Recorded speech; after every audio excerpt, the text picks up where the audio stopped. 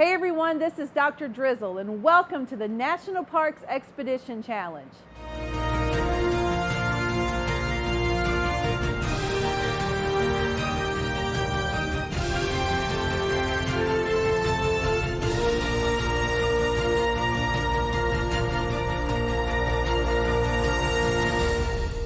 Today we're in Washington, D.C., outside of the Peterson House, which is across the street from the Ford's Theater National Historic Site.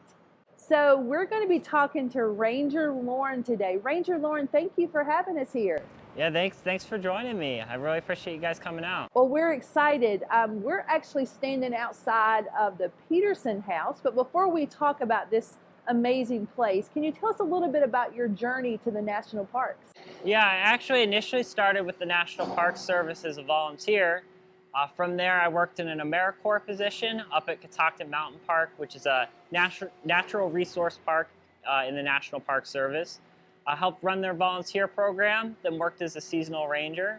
And then I've been down here at the National Mall and Ford's Theater for about 2 years. Well, we're very glad that you ended up here.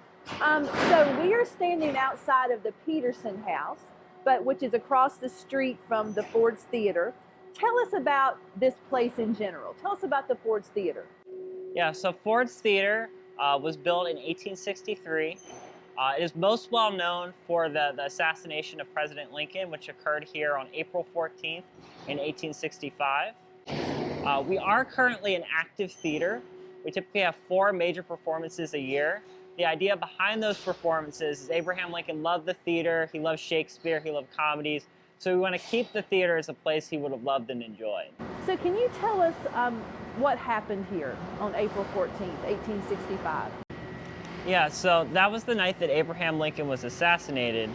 His assassin was John Wilkes Booth, a famous actor as big as Hollywood's biggest stars today.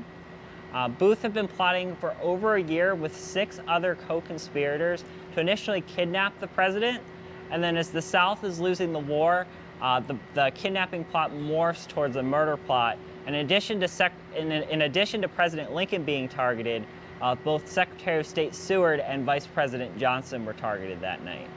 So when Lincoln comes to the theater, where does he sit? Who's with him? And how did this happen? Yeah, so the night of the assassination, President Lincoln is sitting up in the presidential box. Booth comes to the theater and leaves his horse out back.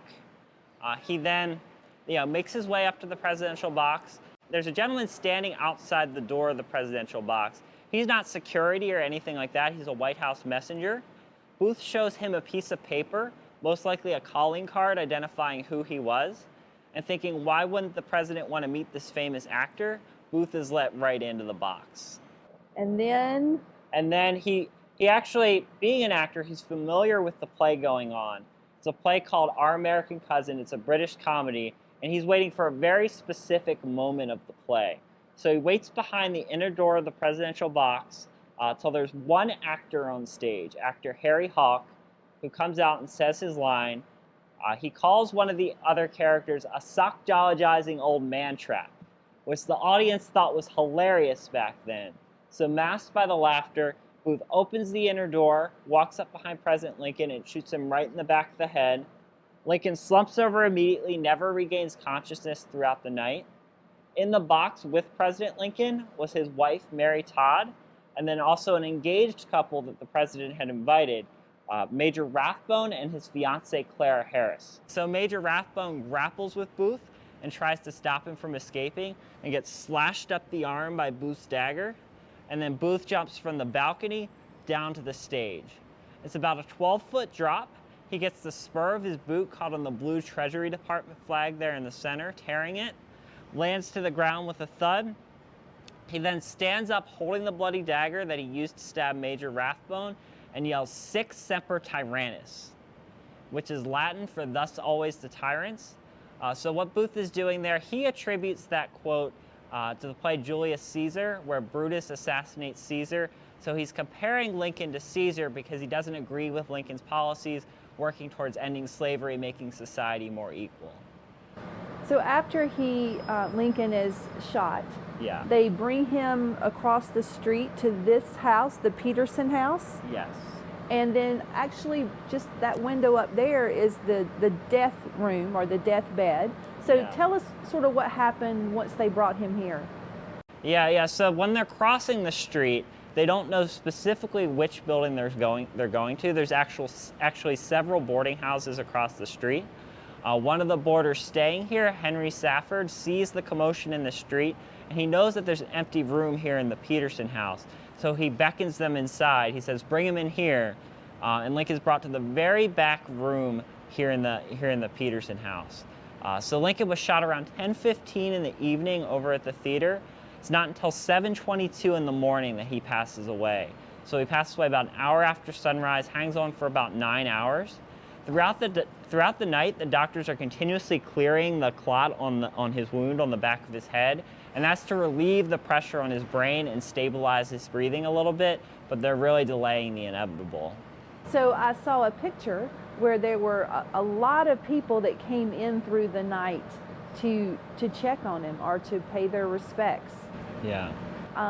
What happened after all of this? So a couple of days later, tell us a little bit about John Wilkes Booth's journey.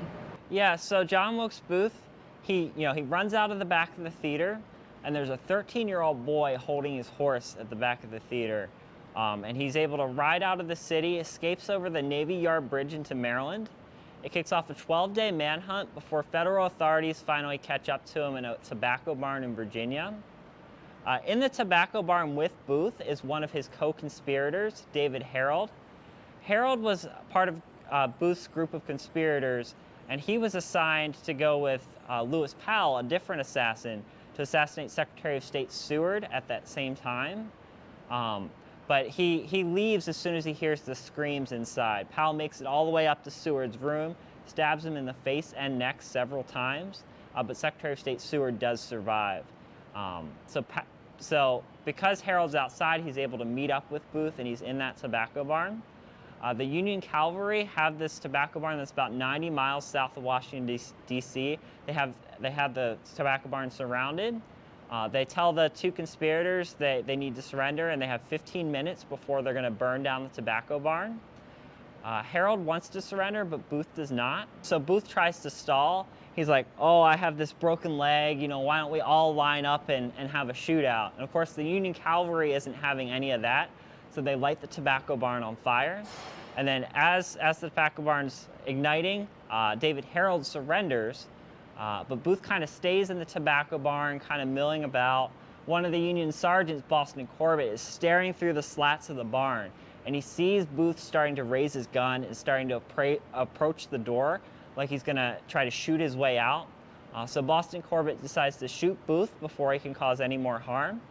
The bullet goes through Booth's spine, and he falls to the ground. The soldiers then drag Booth out of the burning tobacco barn, and he lives for about 3 more hours before he passes away on the porch of the Garrett farmhouse. So a tragic story, like just thinking about all the people that were affected and how we lost a president there. What happened to the theater after this is all over? Yeah, so after the assassination, the theater owners do try to reopen. They have a play planned for 3 months after Lincoln's death. And they start receiving a lot of backlash. People saying, how can you open this place where the president died, where this horrible tragedy happened? One letter even threatens to burn down the building. So the federal government ends up leasing and then purchasing the building, becomes an office for veterans' pension records. And at that time, they tear all the ornate woodwork off the railings of the theater, collapse the original presidential box, and section the building off into 3 separate levels. It stays as that federal office building until 1893, when they're having some work done to the building. They're doing some excavation down in the basement to add electric lighting, and that causes the collapse of all 3 interior floors. So another tragedy that happened here. 22 government employees died, over 60 were injured. So a very, very unfortunate event. When did the National Park Service take this place over, and what do you use it for now? Yeah, so the National Park Service doesn't take the site over until 1933. It opens as a museum in 1932, and then the Park Service takes over its management in 1933. And then it's not actually until the 1960s that the theater itself gets transformed back into a theater. And that's only after 20 years of lobbying through Congress to get a little over $2 million to do the renovation on the inside. And ever since the renovation in 1968, we've been an active theater that people can come and view plays and enjoy it in the same way that Lincoln did. And they can come here also to take a tour, to see the museum, to hear Rangers talk about this place. So it's a place where the story is kept alive. Absolutely. So today we're going to talk about goal number 16, which is social justice. We're going to talk about hope and kindness. So the story here is tragic, but what the National Park Service is trying to do is to tell the legacy of Lincoln, what he did for humanity. So we want you to think about people in your community that are doing really great things. How can you elevate their stories?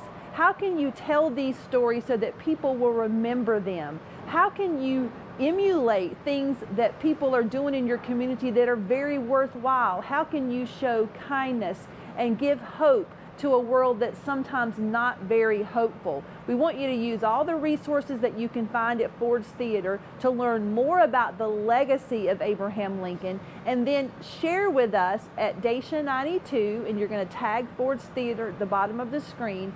We want to know how you're going to continue the legacy of people in your community that deserve it. So Ranger Lauren, we have students out there that want to be a ranger. They want to wear your flat hat. Yeah. So can you look at the camera and give them some advice on how they can get to your job? Yeah, definitely.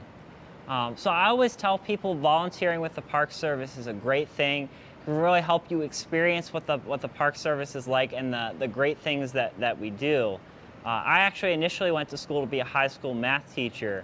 It's a very demanding job, and you should thank your teachers for everything that they do. So I decided I wanted to do something a little bit more laid back, where I'm still interacting with people and helping to educate them. And so that's why I started volunteering with the Park Service, to kind of see what it was like and get some experience doing that. So that it's definitely something I would recommend to anyone interested in the Park Service. Well, thank you so much for having us here today. We're excited to learn more, and we're going to stay the rest of the day and hear more about Abraham Lincoln and his legacy.